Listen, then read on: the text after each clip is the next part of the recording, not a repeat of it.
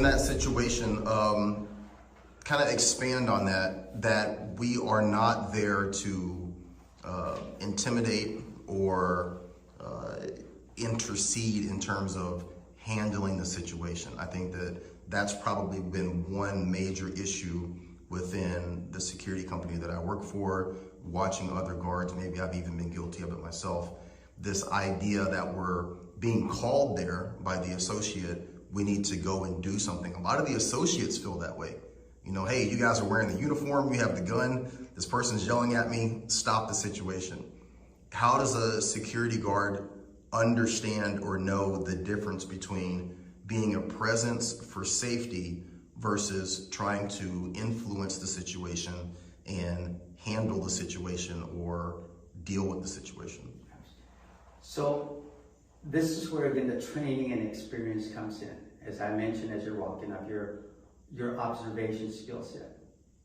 Okay, there's definitely a clear difference, a fine line between someone who is actually aggressive physically or is about to throw a punch to a person who's just been loud and verbal and just acting it out. There's a subtle differences, very subtle, but this is where, again, the training and experience comes in. Okay.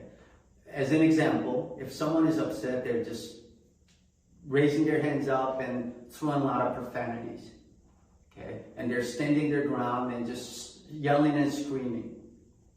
Versus someone who's doing the same thing, but as they're doing it, they may focus on you because you're walking up and they lock eyes to you. All of a sudden, from doing the same profanity, yelling and screaming, to all of a sudden again focus on you because you're arriving.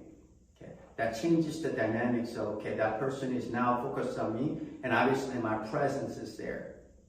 And then at that point, after making that eye contact, the person takes what we call the boxing stance. From being square, they all of a sudden blade their body a little bit. Okay, and if you catch that, well, that will tell you, well, that is not a normal conversation. I'm about to have a conversation. That's not what my date would do. Right. Okay, so that little subtle thing.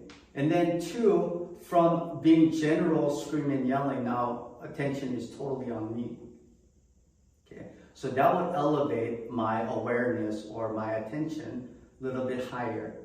Okay, so with that said, those subtle differences, again, it comes from observation, and which is the experience. And then what to look for, that switch of a blade, or he or she checks their pocket. Maybe they have a weapon or maybe don't, but that's not a normal behavior for someone who demands the money. Right. They get their money back. Why would they need to be checking their pocket or the waist? Okay. So again, there's a subtlety with your observation skill on that individual comes to play. And even with that said, even if they may elevate, my demeanor doesn't change. Because again, I can always pull that big stick I'm carrying behind my back. Okay, but my demeanor is still calm, and I'm here to provide what? Safety for both parties.